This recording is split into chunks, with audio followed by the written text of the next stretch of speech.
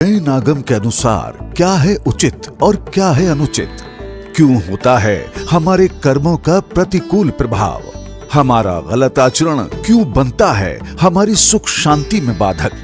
जीवन के गूढ़ प्रश्नों और धार्मिक जिज्ञासाओं के सरल समाधान के लिए देखिए परम पूज्य तीर्थ रक्षक शिरोमणि वात्सल्य मूर्ति राष्ट्र संत आचार्य श्री 108 व्यास सागर जी महाराज के जिनवाणी चैनल पर प्रतिदिन रात्रि 8:20 पर प्रसारित होने वाले मंगल प्रवचन एवं प्रत्येक शनिवार और रविवार को प्रसारित होने वाला विशेष कार्यक्रम आखिर ऐसा क्यों?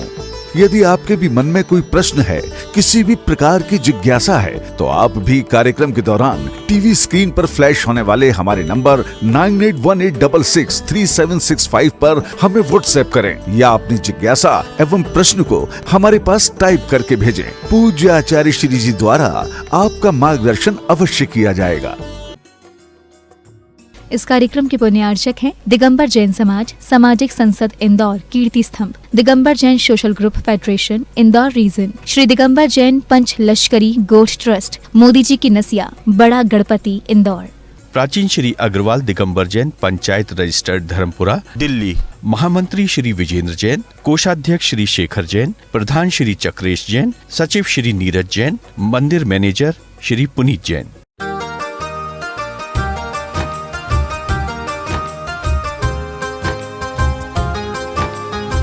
मान भाव, हम सभी जिन वाणी का रसपान कर रहे हैं, जिन वाणी जिनेंद्र भगवान की वाणी,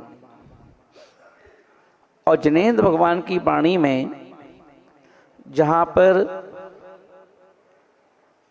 सारे कष्टों को हरण करने की शक्ति है, जिनवाणी में शब्दों में अनंत भवों का जो अंधकार है, उस अंधकार को प्रकाश में बदलने की शक्ति है।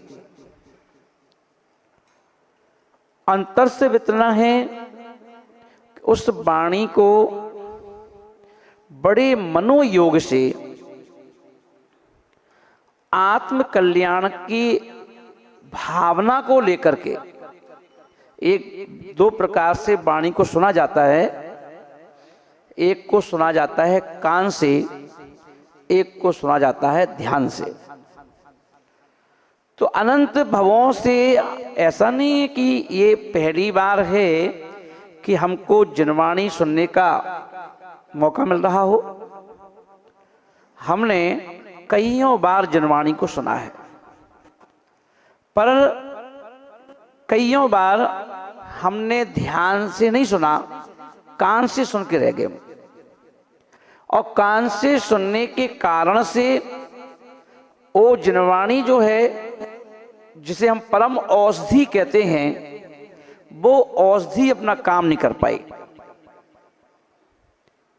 इसीलिए कहा गया कि वो परम औषधि जो है, उसे औषधि समझ के ही खाया जाए। कई बार अपन देखते हैं कि औषधि कितनी खाई जाती है,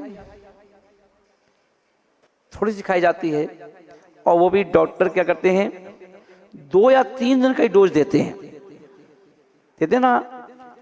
पर आज की डेट में अपन देखते हैं कितने मरीज ऐसे हैं आज की डेट में जिनके यहाँ नाश्ता उसी से होता है और नाइट उसी से होती है।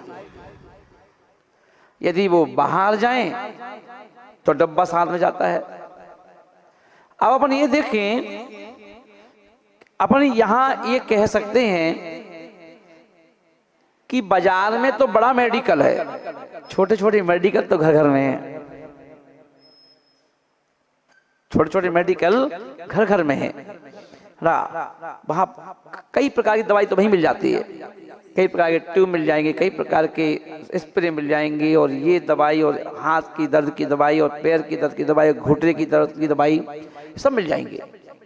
आप तो बस कहीं बताओ क्या चाहिए आपको, मेडिकल नहीं जाना पड़ेगा। तो इसका मतलब क्या हुआ, तो आचार्य महाराज बोले हैं कि आचार्य धर्मसागर जी महाराज हुए तो वो कहते थे कि देखो ये शरीर है 84 अंगुल का है। कितने अंगुल का है? 84 अंगुल का है। और इस 84 अंगुल में एक अंगुल में 96 रोग हैं। अब 96 रोग एक अंगुल में है तो 84 अंगुल में कितने हुए? तो बोले कि किस किस की दवा करोगे? तो औषधि पर भी विश्वास मत करो, औषधि पर भी विश्वास मत करो। बोले फिर काय पे विश्वास करें भाई? बोले कि औषधि में मत करो, अपने आप पे कंट्रोल करो। जब कभी गाड़ी में ब्रेक काम नहीं करता है तो हम गियर से गाड़ी को कंट्रोल करते हैं। जो एक्सपर्ट होते लोग वो क्या करते हैं? गियर से कंट्रोल कर लेते हैं ना, और अपनी मंजिल को प्राप्त कर लेते हैं। हाथों में बहुत सारी रेखाएं होती हैं जो अलग अलग इंगित करती हैं। ये रेखा काय की है, ये रेखा जीवन की रेखा है, ये ज्ञान की रेखा है, और ये फलाना है, ये रेखा है ना। पर अपन देखेंगे अब किसी किसी के हाथ में रेखा ही नहीं है, रेखा दिखाई नहीं रही, या बिल्कुल हल्की पुल्की है। तो बोले अब क्या करें, अब क्या देखोगे? तो आचार्यों ने कहा कि खाली जो अनामिका उंगली है उसके नीचे एक रेखा होती है, खड़ी रेखा, जिसे सूर्य रेखा कहा जाता है। क्या कहा जाता है? सूर्य रेखा। बोले यदि किसी के हाथ में सूर्य रेखा है तो उसे अब किसी रेखा की जरूरत नहीं है। उस सूर्य रेखा में सारा सुख छुपा हुआ है। अपन देखें ग्रह होते हैं, हमारा हाथ चलता फिरता मानचित्र है, उसमें अपन देखेंगे सोम मंगल बुध गुरु शुक्र सब कुछ, चंद्रमंत सब कुछ है। तो आपके हाथ को देख करके आपके भविष्य को बताया जा सकता है, आपकी आंखों को देख के आपका भविष्य बताया जा सकता है, आपके लिप्स को देख करके आपका भविष्य बताया जा सकता है, आपके गालों को देख करके आपका भविष्य बताया जा सकता है। जरूरी नहीं कुंडली ही चाहिए हो। अपने पैरों में जो अपन पैरों की उंगलियां हैं, कहा जाता है कि जब कोई स्त्री यदि गीले में से निकल करके सूखे में जा रही है और उसके पद चिन्ह बन जाते हैं, तो उन पद चिन्हों को देखकर, महिला चली गई, उसके पद चिन्हों को देख करके उसका भविष्य बताया जा सकता है। सिर्फ आपको इतना ज्ञान होना चाहिए, जरूरी नहीं कि उससे से पूछा जाए, उसको बैठाया जाए ना, तो बताया जा सकता है। तो इतना ज्ञान का भंडार हमारे शास्त्रों में भरा पड़ा है ना, और इसीलिए आचार्यों ने कहा कि हर प्रकार का ज्ञान होना चाहिए। जैसे कहते हैं ना कि योद्धा के तर्कस में हर क्वालिटी का बाण होना चाहिए, बस उसे आप यूज करो या ना करो, हर क्वालिटी का बाण होना चाहिए। ना मालूम कब कौन से बाण की आवश्यकता पड़ जाए ना। तो इसलिए आचार्य महाराज बोल रहे हैं कि ज्ञान कोश में सभी प्रकार का ज्ञान होना चाहिए। किस ज्ञान का कहाँ उपयोग करना है, जरूरी नहीं है कि प्रतिदिन ही ना पूरा ज्ञान पढ़ा जाए, जरूरी नहीं है। पर क्योंकि कहते हैं कि ज्ञान तो कितना चाहिए, मोक्ष को प्राप्त करने के लिए तो मात्र अष्ट प्रवचन मातृका में काम हो जाएगा। क्या करना? शिवकोटि आचार्य महाराज हुए हैं, शिवभूति महाराज। अपन देखें उन्हें नमोकार मंत्र भी याद नहीं था, और मुनि थे, मुनि महाराज थे, पर उनको नमोकार मंत्र भी याद नहीं था। पर वो बेचारे रोजाना कोशिश करते थे पढ़ने की, और एक एक दिन करते करते 12 वर्ष हो गए।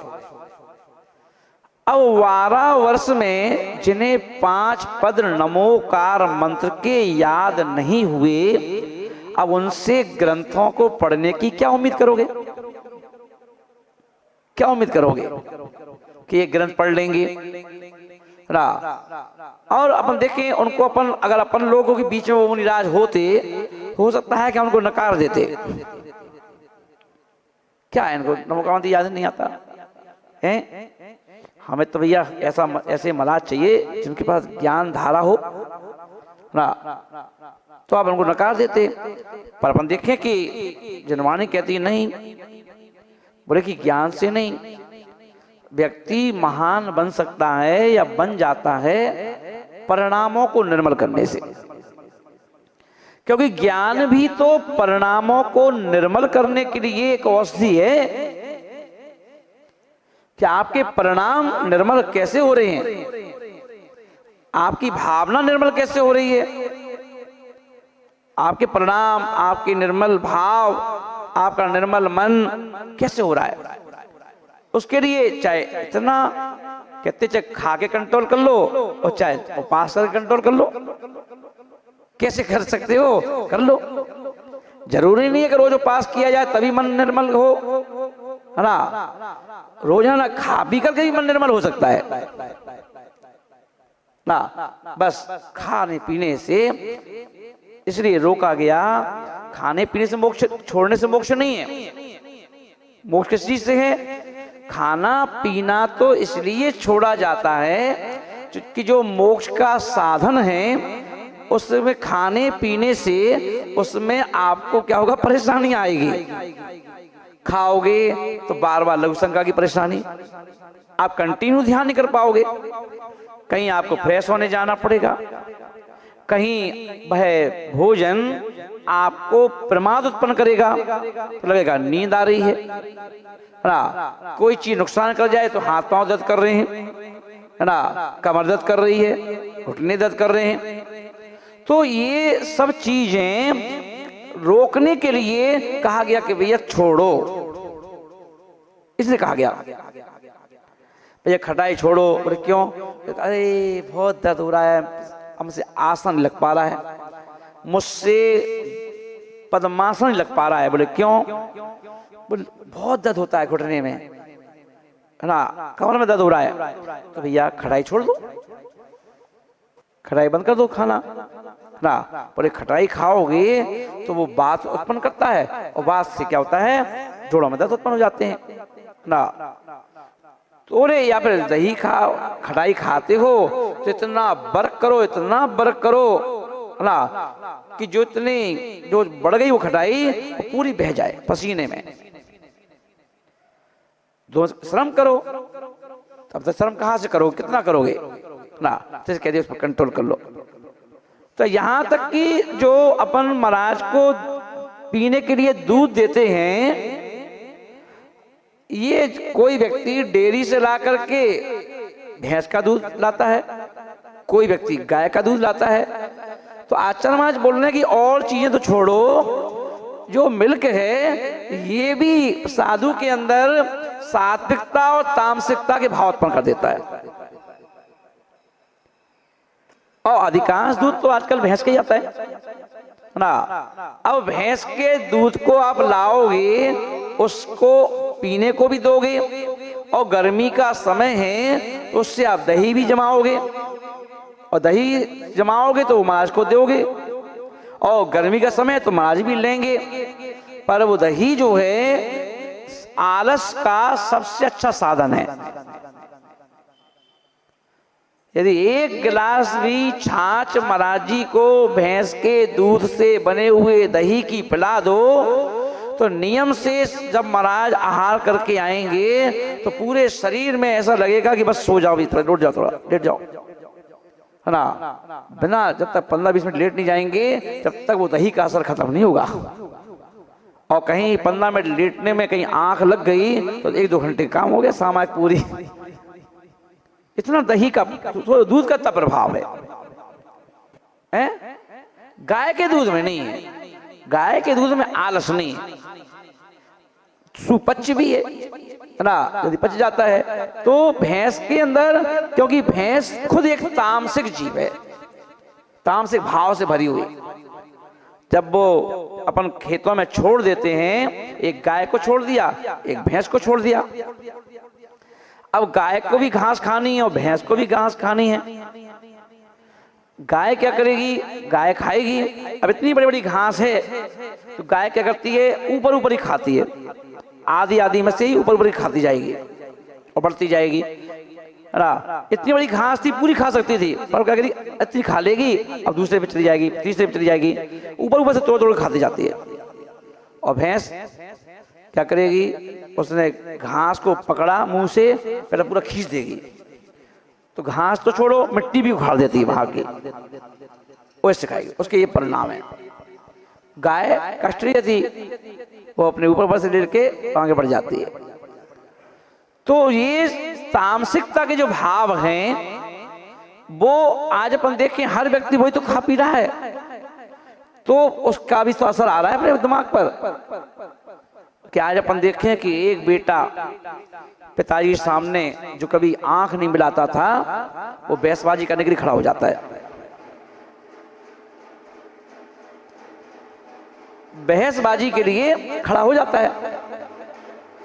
क्यों खड़ा हो जाता है? क्योंकि परिणाम कुछ तो कर्म का उदय है, कुछ तो कर्म का उदय है, पर कुछ क्या है, बाहर की क्रियाएं भी हम पर प्रभाव डालती हैं। और कर्म का उदय हो तो जल्दी निमित्त मिल जाते हैं और सारे निमित्त मिल जाते हैं ना। तो इसलिए कहा गया कि भाई क्या करो, बोले कि बाहर की चीजों से त्याग तपस्या करो, हरी छोड़ो, कभी पीली छोड़ो, कभी नीली छोड़ो, रसों के त्याग करते हैं, कभी घी छोड़ दो, कभी नमक छोड़ दो ना। बोले क्यों? बोले कि एक साधक जो है वो ब्लैक कमांडो की तरह है। जैसे ब्लैक कमांडो जो होता है, वो उसकी उंगली भी वो अपने ट्रिगर से हटाता नहीं है। कि ऐसा नहीं कि उंगली को ले जाकर के ट्रिगर पे ले जाना पड़े तो हमें बहुत टाइम लग जाएगा, है ना। एट ए टाइम बिल्कुल गन बिल्कुल रेडी और उंगली भी फंसी हुई, बस खाली दबाना है ना। तो इतनी तैयारी उस ब्लैक कमांडो की होती है। ऐसे ही साधक पंडित जी प्रति क्षण सजग होता है अपनी आत्मा के लिए, और वह जो सजग होता है वही साधक को मोक्ष मार्गी कहा गया, उसको मोक्ष मार्गी कहा गया है। शेष साधकों के लिए तो ठीक है भाई, इतने भवों में साधु बने हो तो और बन गए, है ना। पर तुम कहो कि कपड़े उतारते ही और पिछी लेते ही कल्याण हो जाएगा, तो नहीं नहीं नहीं, नहीं ऐसा नहीं है अभी, है ना। बोले किसके साथ साथ, बोले नग्न तो बाहर से हुए हो, नग्न अंदर से भी तो हो जाओ। और जब तक नग्न हम अंदर से नहीं होंगे, बाहर के कपड़े तो कुंद कुंद स्वामी महाराज कहते हैं कईयों बार उतार चुके हैं, कई बार उतार चुके हैं, पर अंतरंग के कपड़े नहीं उतारे। यदि जिस साधक ने बाहर के कपड़े के साथ साथ जिसने अंतरंग से कपड़े उतार दिए, एक बार उतार दिए, वो जीव यहां से निकल करके मोक्ष को प्राप्त कर गया। तो इसलिए अपन देखें मेन खेल किस चीज का है, परिणामों का। आचार्य योगेंद्र देव महाराज कह रहे हैं कि हे साधकों के लिए कि कितने साधकों ने घर छोड़ दिया, परिवार छोड़ दिया,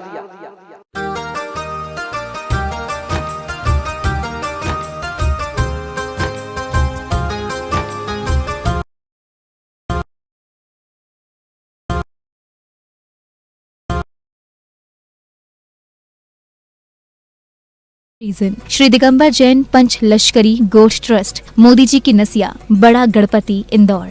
प्राचीन श्री अग्रवाल दिगंबर जैन पंचायत रजिस्टर्ड धर्मपुरा दिल्ली, महामंत्री श्री विजेंद्र जैन, कोषाध्यक्ष श्री शेखर जैन, प्रधान श्री चक्रेश जैन, सचिव श्री नीरज जैन, मंदिर मैनेजर श्री पुनीत जैन।